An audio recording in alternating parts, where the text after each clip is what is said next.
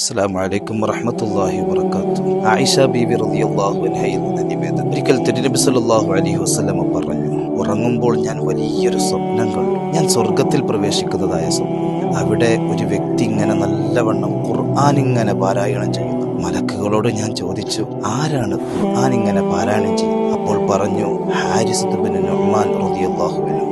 ഈ വിവരം ഞാൻ സ്വഹാബിമാരോട് പങ്കുവെച്ചു. സ്വഹാബിമാര് ചോദിച്ചു, എന്താണ് ഹാരിസ് ഇബ്നു നുഅ്മാൻ റളിയല്ലാഹു അൻഹു ചെയ്ത പ്രവൃത്തി നബിയെ? അദ്ദേഹം നൊന്ത് പ്രസവിച്ച് പോറ്റി വളർത്തിയ ഉമ്മയെ ജീവിതകാലത്ത് വലിയ സേവനം ചെയ്തു. ഉമ്മയെ ചേർത്ത് പിടിച്ച് സ്നേഹം കൊടുത്തു.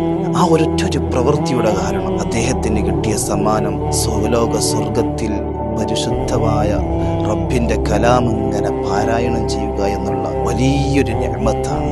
എന്താല്ലേ ഉമ്മയോടുള്ള ആ മഹബത്തിന്റെ, ഉമ്മയെ പരിപാലിക്കുന്നതിന്റെ മഹത്വം, അത് അല്ലാഹു തആല സ്വീകരിച്ചതിന്റെ, പരിഗണിച്ചതിന്റെ വലിയ ഗുണം മുത്തുനബി സല്ലല്ലാഹു അലൈഹി വസല്ലം സ്വപ്നത്തിൽ കാണുകയാണ്. ഉമ്മയെ പൊന്നുപോലെ നോക്കാൻ നമുക്ക് റബ്ബ് തആല തൗഫീഖ് നൽകി അനുഗ്രഹിക്കട്ടെ. അസ്സലാമു അലൈക്കും.